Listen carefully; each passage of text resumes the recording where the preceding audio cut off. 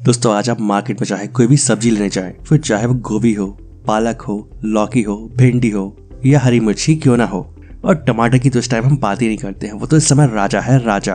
अभी सारी की सारी सब्जियों के भाव आसमान छू रहे हैं और सब्जी मंडी पहुंचते ही हर जुबान पर एक ही बात होती है कि क्या लें, क्योंकि सब्जियों की कीमत में तो आग लगी हुई है। फिर 1 किलो की जगह आधा किलो और आधा किलो लेने वाले 1 पाव खरीद कर लौट आते हैं। लेकिन खरीदार, खासकर बड़े शहरों के लोग, कभी ये नहीं सोचते हैं कि सब्जियां आखिर इस सीजन में महंगी क्यों हो जाती हैं। दरअसल अभी जो सब्जियां महंगी हैं वो सीधे खेत से मंडी नहीं पहुंचती हैं, क्योंकि बरसात के मौसम में बेहद कम सब्जियां ही उगती हैं और खासकर टमाटर, गोभी और हरी मिर्च जैसी सब्जियां जुलाई के महीनों में खेतों में नजर नहीं आती हैं।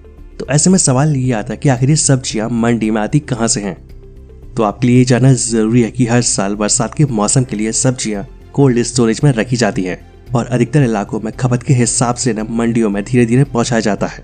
ये सब्जियां जब खेत में लगी होती है तो आसानी से बाजार में भी उपलब्ध हो जाती है और वो भी सामान्य भाव पर। लेकिन उसी दौरान इन सब्जियों की एक बड़ी खेप को कोल्ड स्टोरेज में रख दिया जाता है, क्योंकि कोल्ड स्टोरेज में महीनों तक सब्जियां ताजी रहती हैं। खासकर गोभी, टमाटर, प्याज और आलू के लिए पूरे देश भर में कोल्ड स्टोरेज मौजूद है।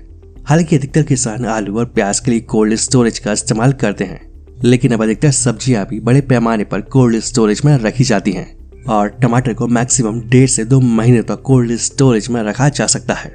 और अगर ऐसी सब्जियों की बात की जाए जो बिना सीजन के उपलब्ध होती हैं, तो देखा जाए तो ये सब्जियां आम लोगों के वश से दूर ही नजर आती हैं। दरअसल दिल्ली समेत बड़े शहरों के मार्केट में आपको हर रोज इस तरह की सब्जियां भी मिल जाती हैं जिनका सीजन नहीं होता है और लोग इन्हें खरीदने के लिए बाजार में आते हैं, लेकिन जब वो इनकी कीमत सुनते हैं तो उनके होश उड़ जाते हैं।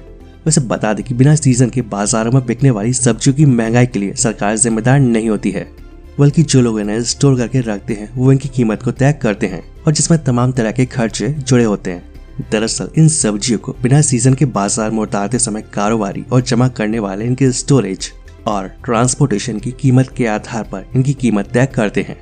इसका पूरा खेल आसान भाषा में समझे तो सब्जियों के कारोबार से जुड़े कारोबारी और बिचौलिए कोई भी सीजन खत्म होने पर उस सीजन में उगाई जाने वाली सब्जियों का बड़ा स्टॉक कोल्ड स्टोरेज में जमा कर लेते हैं और इस स्टॉक को ऐसे समय पर जमा किया जाता है जब इनकी कीमतें कम होती है।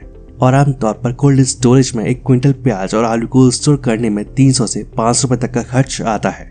कई ग्राहकों का मन होते हुए भी वो इन सब्जी के महंगे होने की वजह से इन्हें नहीं खरीदते हैं और ये स्टॉक ऐसे समय पर जमा किया जाता है जब इनकी कीमत कम होती है। और कोल्ड स्टोरेज में 1 क्विंटल प्याज और आलू को स्टोर करने में 300 से 500 रुपए तक का खर्च आता है। साथ ही ट्रांसपोर्टेशन का खर्च भी आता है और ये अलग अलग राज्यों में अलग अलग होता है और इस पूरे प्रोसेस में आने वाले खर्च को जोड़कर ही ये सब्जियां बाजार में उतारी जाती हैं। दोस्तों तोरई, बैगन, लौकी, गोभी और अन्य सब्जियों को कोल्ड स्टोरेज में स्टोर करके रखा जाता है और दूसरे सीजन की शुरुआत होने तक इन सब्जियों के स्टोरेज की प्रोसेस में अच्छा खासा खर्च होता है। और फिर ऑफ सीजन यानी कि जब ये सब्जियां खेत में नहीं होती हैं, तब इन्हें बाजारों में महंगे दामों पर बेचा जाता है, क्योंकि इन सब्जियों पर लागत बढ़ जाती है। दोस्तों मार्च से जून के महीने में लौकी, बैगन, करेला, शिमला मिर्च, ककड़ी, भिंडी, कद्दू, पालक, टमाटर और प्याज वगैरह आते हैं, जबकि मानसून यानी कि जुलाई से सितंबर के महीने में लौकी, करेला, सेम, बैगन, ककड़ी, भिंडी, पालक और कद्दू आते हैं, जबकि अक्टूबर और नवंबर के महीने में चुकंदर, पत्ता गोभी, गाजर, फूल गोभी, मटर, मूली, पालक और शलजम वगैरह आते हैं। और सर्दी यानी कि दिसंबर से फरवरी के बीच में चुकंदर, ब्रोकली, ब्रसेल्स स्प्राउट्स, पत्ता गोभी, गाजर, फूल गोभी, सरसों का साग, मटर, शलजम, पालक और प्याज वगैरह आते हैं। तो दोस्तों अब आपको अच्छे से समझ आ गया होगा कि साल के इन महीनों में सब्जियां महंगी क्यों हो जाती हैं। तो दोस्तों आज के लिए बस इतना ही, मिलते हैं नेक्स्ट वीडियो में। जय हिंद, जय भारत, वंदे मातरम।